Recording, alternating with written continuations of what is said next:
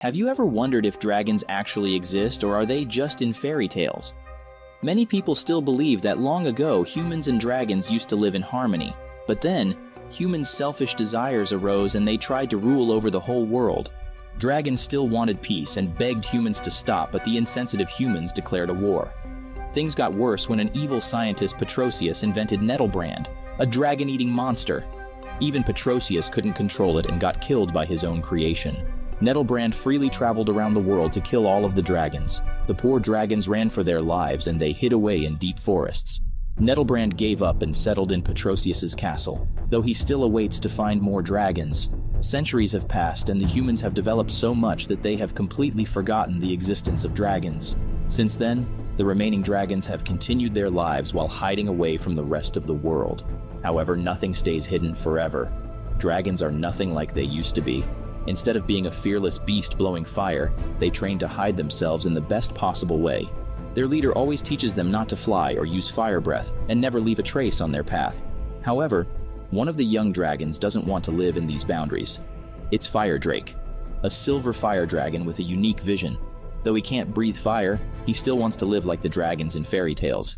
Everyone makes fun of Firedrake and calls him a weirdo. The only one who understands him is a forest brownie named Sorrel.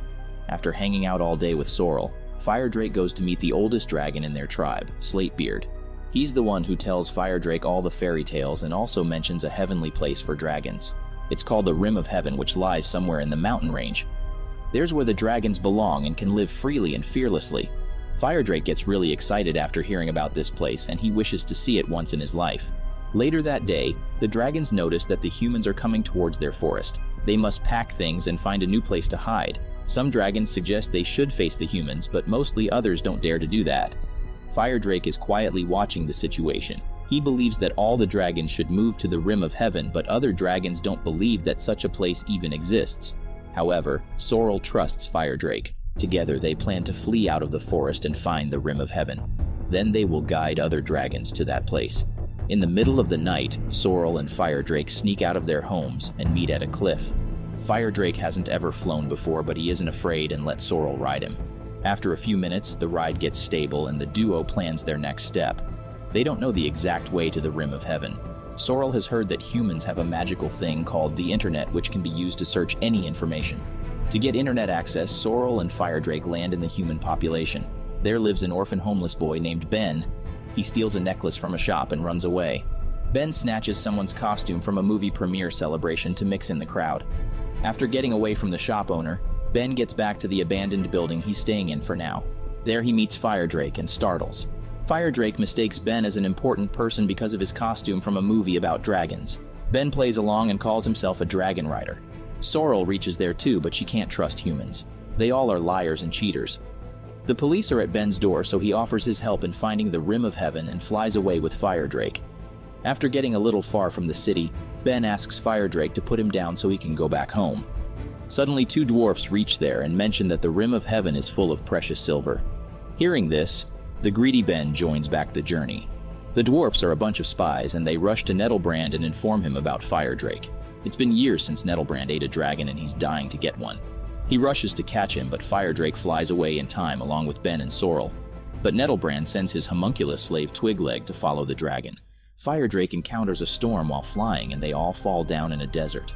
Ben and Sorrel wake up first and find Firedrake unconscious in a broken monument. A strange animal attacks them, but Firedrake can't fight it as he doesn't have a fire breath.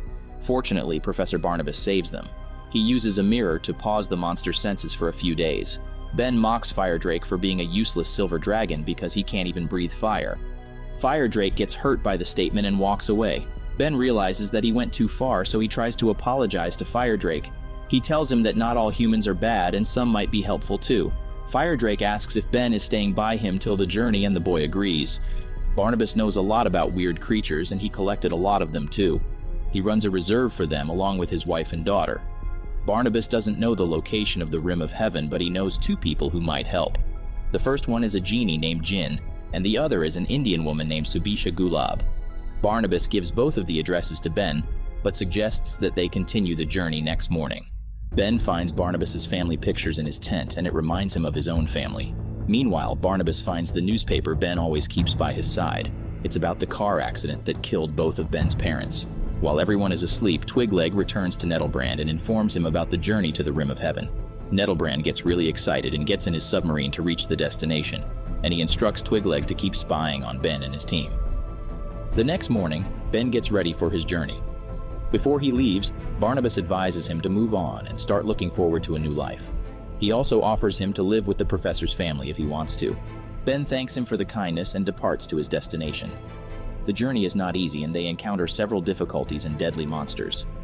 After wandering around the whole globe, they finally reach where Jin is supposed to be. Suddenly, a weird giant bird abducts Sorrel, and Firedrake rushes after him. Ben keeps encouraging the dragon to inhale and exhale to bring out his fire. Firedrake tries his best and breathes out a blue fire. The bird runs away and Sorrel is saved. Firedrake gives all the credit of his success to Ben, and Sorrel feels a little jealous. Suddenly, she notices a mysterious place down the hill. This is where Jin should be living. Ben finds an old car and presses its horn, and Jin appears behind it. He's willing to answer any question only if he has not been asked the same question before. If the question is repeated, he will attack them instead. Ben tries to trick the genie into answering their query but fails. Jin starts attacking, but Nettlebrand jumps in there out of nowhere. While he fights with Jin, Firedrake flies away with his friends. From his experience, Firedrake concludes that he can only breathe fire when the dragon rider is riding him. With this imagination, he starts treasuring Ben even more. After the failed attempt with Jin, the dragon team travels to Indian Island to find Subisha. As soon as they reach there, everyone welcomes them warmly. They all think Ben is the legendary dragon rider. Subisha's husband Deepak takes them to Subisha. She's really delighted to meet the dragon rider and invites them to her temple. She tells them about the legendary dragon rider who saved all the dragons and took them to the Rim of Heaven. Then he went to find the rest of the dragons but got attacked by Nettlebrand, who ate the key to the Rim of Heaven. Therefore, the remaining dragons hid away in the forests. During the conversation, Sorrel notices Twigleg and catches him. He tells them everything and promises to misguide Nettlebrand. He also wants to get rid of the monster. Twigleg gets a call from Nettlebrand and he tells him the wrong path. Everything was going as planned, but Deepak jumps in at the wrong moment and reveals that they are in India. Nettlebrand gets furious and heads after them. Subisha says that there's no exact path to the Rim of Heaven and only the dragon rider can find it. She chants some words around Ben and Ben speaks and hints towards a pointed mountain. Subisha lends him the dragon rider coat and advises him to trust himself. The dragon team continues their journey towards the mountains, but they must hurry as the Dragon Valley is getting destroyed by the humans. On their way, Ben keeps involuntarily telling the way and Firedrake keeps following him. Nettlebrand is after them too and attacks them. Luckily, he can't fly and falls down the cliff while Firedrake flies away. They find a huge gate that leads to a hidden temple. Ben gets really frustrated that they have come so far just to find this old empty temple. He tells his mates to return back, but Firedrake wants to keep looking for the Rim of Heaven. Ben gives up and leaves by himself, while Firedrake feels deceived and regrets trusting a human. On his way back, Ben finds Nettlebrand and hides away. After the monster leaves, Ben finds a part of his body that's made of gold. This helps him find a way to beat the monster. Nettlebrand reaches the temple and calls out Firedrake. The dragon is done with running away and jumps in the battlefield bravely. Nettlebrand's body is impenetrable, so even the dragon fire can't hurt him. He keeps tossing Firedrake here and there, but the poor dragon can't do anything. Suddenly, Ben reaches there to help. He tells Firedrake that he lied about being the dragon rider and just came here for treasure. But now he regrets his behavior and wants to help for real. Nettlebrand's gold body can only be destroyed by Firedrake's blue flame, and he doesn't need a rider to execute his full potential. Firedrake understands his worth and breathes out a continuous blue flame that melts down Nettlebrand into golden powder. Sorrel notices that the key Nettlebrand swallowed has been recovered. She puts it in its place and a gate opens to a hidden world. It's the Rim of Heaven. Firedrake offers Ben to stay with them here as he proved that not all humans are the same. However, Ben believes he doesn't belong here. He has decided to give up on crimes and lead a new life with Professor Barnabas.